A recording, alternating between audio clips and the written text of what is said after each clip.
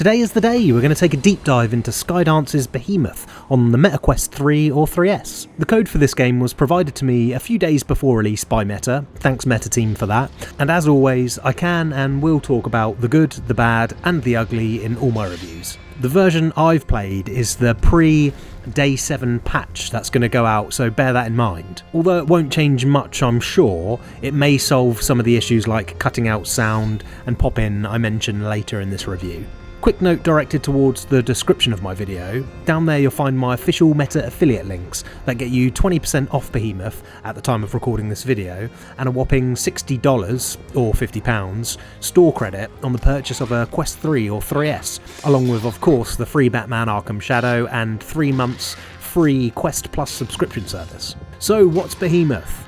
As you probably know by now, unless you've been under a rock in some kind of VR rock hiding simulator, Behemoth is one of the most anticipated VR releases of this year, hot from the developers of the very highly rated VR game, The Walking Dead Saints and Sinners. The game takes inspiration from classic games that use huge monsters as their appeal, such as Shadow of the Colossus or God of War, that kind of thing. One thing VR does better than any other gaming medium is drive home a sense of scale, so this game has a lot of people excited. Let's start there. Scale.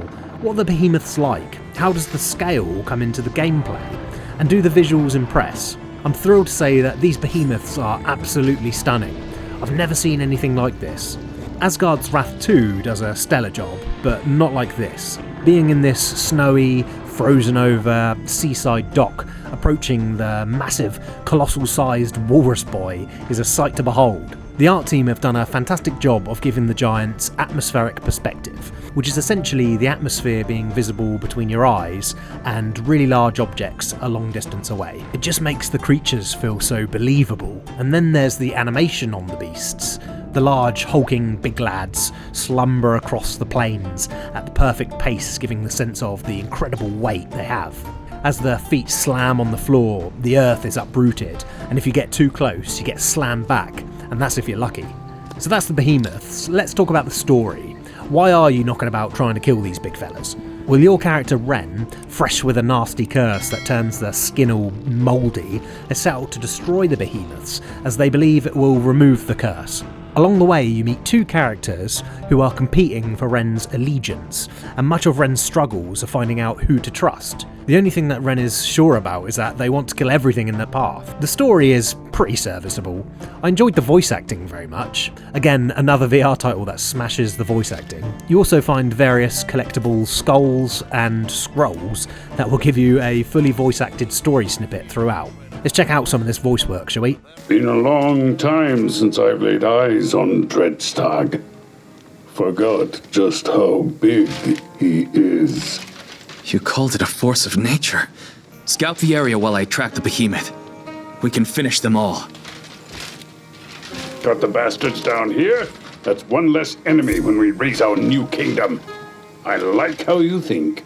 Right, so we know who we are and what we're doing, so how do we go about doing it? How does one kill a behemoth? Behemoths are like levels themselves. They're more like the divine beasts in Zelda Breath of the Wild, platforming puzzles where you generally have to scale the behemoths in motion and destroy these gruesome pustules that adorn their body. Most of the behemoths have conveniently placed ledges running up their bodies. I did wonder what they're for. Maybe they're left there for some behemoth maintenance team or something. Who knows? Each behemoth encounter is exciting, awe-inspiring, and bloody good fun. I loved each challenge and I found them all to be quite unique. Now, in Skydance's Behemoth, there are only 4 behemoths. I'm only going to show footage of the 2 that you would have likely seen in pre-release content. I don't want to spoil too much. That's the chubby walrus looking fella and the giant walking stag matey in the thumbnail for this video. I think 4 sounds a little on the lower end. I think people were expecting maybe a couple more than that. The game isn't all that short, however, because in between the behemoth fights you have to travel to them. It's these in-between travel sections where the game starts to fall a little flat for me. You'll essentially be duking it out in physics-based sword and bow play with other humanoids. I've done this countless times in VR, and I don't really think the combat here adds anything new or special. You do have a dash, which you can use to dodge attacks rather than parrying with your sword, and there is this like beast mode where you click a button and your attacks are stronger for a temporary amount of time, which is kind of cool. All the weapons have that Saints and Sinners artificial weight to them. It made sense in Saints and Sinners because you're a malnutrition survivor. Here your character is a super strong warrior, augmented by the dodgy curse, who can pull a behemoth down onto a broken ship's mast with nothing but a rope in your hands. But then why do all the weapons, and core to the experience your main sword, have too much weight? It doesn't make you feel badass. To me it's cumbersome to fight anything, and it just makes you feel weak. Around the combat are some light puzzling that will usually involve getting a big crate on a pressure plate to open a door to proceed. After killing the first behemoth, I found myself a little bored with the in-between sections, and the only thing driving me forward was the thought that I'll get to fight another behemoth eventually. Put it this way, if the behemoths didn't exist, the game would be a bit of a snoozer, a bit boring. So there's also some annoying design choices too.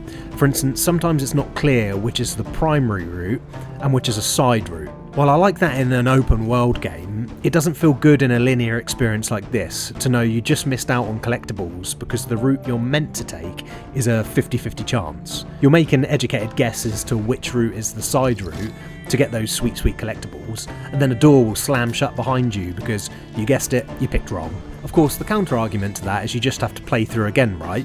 But I have an issue with that, and that second playthrough should be earned, not used as an excuse to counter an argument that I feel like I'm missing bits. Those collectibles could be those skulls and scrolls for the story beats I mentioned. They could also be collectibles for your home base, although you have no reason to go back there in Behemoth. They could also be some lovely smashable urns. This is another poor design choice for me, the high number of destructible large urns. Nothing else like crates or boxes can be smashed, it's just these urns. Inside you'll find more upgrade material that act a bit like Half-Life Alyx's resin. The issue is, Half-Life's resin were creatively placed in fixed spots, not random drops from the urns we get here. You find yourself walking through corridors, just smashing every urn you can find. It's fine to begin with, but as the game goes on and the in-between behemoth parts start to grate on you, you'll ask yourself a question: what am I doing here? Working my way through this clearly highly experienced potter's life's work just for my own greed. So as I say, your core weapons like your sword or bow can be upgraded with this material, but none of that matters for the good bit of the game. You can kill every behemoth without upgrading your weapons once. One last thing to note on the gameplay as well, I can't seem to go back to fight the behemoths I've already fought. I went to record some earlier gameplay of the walrus looking matey, and yeah, the fight doesn't kick in. That's a shame. Anyways, to summarise the gameplay, the behemoths are amazing, and in between is a bit underwhelming. For me, I would have preferred like 6 behemoths and no or very reduced length of inner sections. The behemoth fights are so good though that I have to give high marks for the gameplay overall. In between sections aren't bad, I just found them boring. Alright, last but not least, let's talk about the visuals. I'm hearing mixed opinions on the visuals. I personally think Behemoth looks amazing for a standalone device. We've been absolutely spoiled for good looking titles this holiday season. You have to remember, games like this, Batman and Metro are running on an Android device strapped to our heads that costs less than the Android device in my pocket. These are incredible looking standalone VR games. We only have to go back a few years to when like Resident Evil 4 was considered top tier standalone. Go back and play that for a hot minute and then compare its graphical fidelity with Behemoth. This has raised the bar for sure. Now it looks great, but it isn't perfect, and a lot of the issues I'm going to mention next are being fixed with a Day 7 patch, apparently. The pre-release I played had them, so I do have to mention them. Quite often I experienced pop-in and meshes not lining up to the surface they're meant to. Sometimes there will be meshes with missing faces. It's bad, sure, it doesn't break the overall visuals and the art direction, and all that good stuff for me though. I also had a few issues with sound cutting in and out briefly during the Behemoth fights.